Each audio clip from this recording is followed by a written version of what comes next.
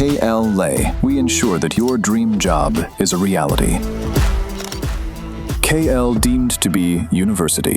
ఒకవైపు బీఆర్ఎస్ లో చేరికలు జరుగుతూ ఉన్నాయి, మరొక వైపులో బీఆర్ఎస్ నుండి చాలా మంది కీలక నేతలు పార్టీ మారే అవకాశాలు ఉన్నాయన్నట్టుగా ఇట్లా చర్చలు అయితే జరుగుతూ ఉన్నాయి. ఈ అంశం గురించి అయితే మాట్లాడతాం. మనతో బీఆర్ఎస్ సంబంధించిన మహిళా నాయకురాలు అయితే ఉన్నారు, మాట్లాడించే ప్రయత్నం చేద్దాం. భారీ ఎత్తున చర్చ అయితే జరుగుతూ ఉంది. బీఆర్ఎస్ పార్టీ నుండి కీలక నేతలందరూ కూడా పార్టీ వీడబోతున్నారనే చర్చ జరుగుతూ ఉంది. దాని మీద మీ స్పందన ఏంటి? అవన్నీ అవాస్తవాలు. మొన్న చూస్తున్నారు కదా, సరూనార్ ఇండోర్ స్టేడియంలో ఆ రోజు నిరుద్యోగ యువకులు వచ్చినందుకు సక్సెస్ అయినందుకు ఈరోజు కాంగ్రెస్ పార్టీ కావాలని ఇట్లాంటి రూమర్స్ పుట్టిస్తుంది. ఈరోజు చూస్తున్నారు కదా, బాన్సువాడ నుంచి పెద్ద పెద్ద ప్రముఖులు వచ్చి జాయిన్ అవుతున్నారు. ఈరోజు బీఆర్ఎస్ పార్టీలో జాయిన్ అయితే మాకు ఉనికి ఉంటుంది. రేపు బంగారు తెలంగాణ దిశగా రావాలంటే మళ్ళీ కేసీఆర్ గారే రావాలి, కేసీఆర్ గారు వస్తేనే బాగుంటుందని ప్రజలందరూ కూడా ముక్కుమ్మడిగా కోరుకుంటున్నారు. ఖచ్చితంగా మళ్ళీ బీఆర్ఎస్ పార్టీ వస్తుంది. ఎవరో ఇద్దరు ముగ్గురు పోతే మాకు పెద్ద ఇది ఫరక్ పడేది ఏం లేదు. రేపు ముఖ్య నాయకులు వాళ్ళ దాంట్లోకి వెళ్ళి కూడా మా దాంట్లోకి వెళ్ళి వస్తున్నారు అని చెప్పేసి మా నాయకుడు కూడా అంటున్నారు. మాజీ మంత్రి మల్లారెడ్డి కూడా పార్టీ వీడబోతా ఉన్నారు. ఇంకా విషయం మీద బ్రదర్ క్లారిటీ లేదు కదా, క్లారిటీ లేనప్పుడు నేను మాట్లాడొద్దు, అది క్లారిటీ రావాలి. మీ అధినేతని మల్లారెడ్డి ఉన్నప్పుడు ఒకటే స్టేజ్ మీద ఉన్నప్పుడు విమర్శించినప్పుడు మల్లారెడ్డి ఎందుకు సైలెంట్ గా ఉంటుందో, వీటన్నిటికీ మల్లారెడ్డి పార్టీకి దూరం ఉంటున్నారనే సంకేతాలే కదా అంటా ఉన్నారు. మల్లారెడ్డి సైలెంట్ ఉన్నాడంటే అక్కడ ఉన్న ఈక్వేషన్స్ ఏంటివో మనకు తెలియదు. నేనేమంటున్నానంటే ఏదైనా క్లారిటీ ఇస్తే మా అధినేత క్లారిటీ ఇవ్వాలి. ఆయన ఎందుకు సైలెంట్ ఉంటున్నాడు అనేది మీరు మల్లారెడ్డిని అడగాలి, అది మేము చెప్పలేము. మా అధినేత చెప్తాడు. సరైన టైంలో ప్రచారం అయితే జరుగుతుంది, వాస్తవం. మరి ఆయన ఎందుకు వస్తలేరో మాకు తెలియదు. ఆయన కూడా మా దగ్గర నుంచి ఎన్నో పదవులు అనుభవించిన వ్యక్తి, పెద్ద మనిషిగా మేము మల్లారెడ్డి గారిని గౌరవిస్తాము. ఆయన వెళ్తున్నాడో లేదా అనేది ఇంకొంచెం క్లారిటీ రావాలి. క్లారిటీ వచ్చినాక మేము మాట్లాడతాం. అంటే ఈ పార్లమెంట్ ఎలక్షన్లలో 0 సీట్లకు పడిపోయారు. తర్వాత కూడా అంతంత మాత్రం బీఆర్ఎస్ వచ్చే జిహెచ్ఎంసీ ఎన్నికలలో కూడా క్లీన్ స్వీప్ చేయబోతా ఉన్నా ఎవరంటున్నారు? చాలా వరకు ఈ పార్టీ నేతలు, ముఖ్యంగా బీజేపీ కూడా మాట్లాడుతారు. బీజేపీకి ఉనికి ఉండదు. నెక్స్ట్ మొన్న అడ్డిమార్ గుడ్డి దెబ్బలాగా ఒక గెలిచిర్రు 8 మంది. ఏం చేసిర్రు వాళ్ళు? రాష్ట్రానికి ఏమైనా వేసిర్రా?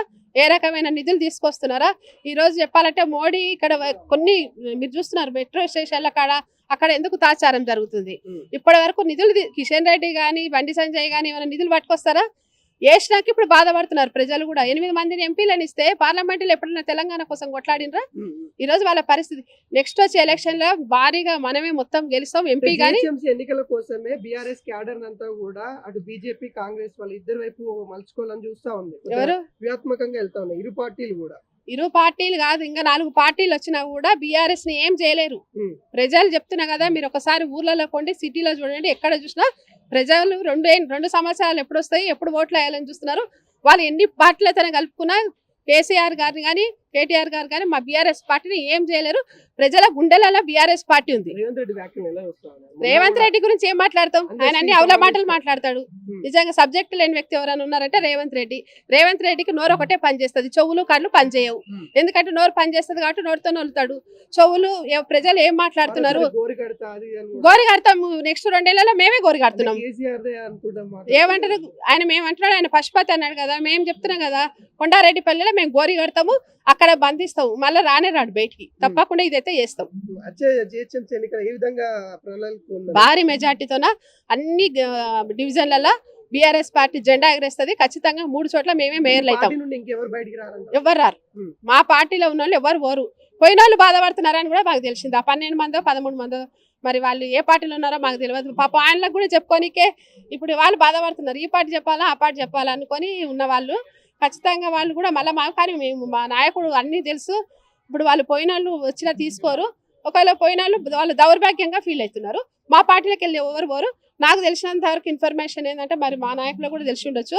ఆ పార్టీలోకి వెళ్ళి మా పార్టీలోకి ప్రజలు వస్తారు, నాయకులు వస్తారు. వచ్చే టైంకు నేను చెప్తా ముందస్తుగా. నేను కాదు కదా, మా నాయకులు చెప్పాలి. మాకు వచ్చిన ఇన్ఫర్మేషన్ అన్ని పార్టీలకు వెళ్ళి వస్తారు. ఈ రోజు బీఆర్ఎస్ పార్టీ అంటేనే ఇప్పుడు అల్టిమేట్, ఇంకా వేరే ఆప్షన్ లేదు తెలంగాణకు. ఖచ్చితంగా మా కేసీఆర్ గారిని కోరుకుంటారు. ప్రజలు ఎవరైతే కోరుకుంటారో ఖచ్చితంగా ఆ నాయకుడిని పక్క నాయకులు కూడా కోరుకుంటారు.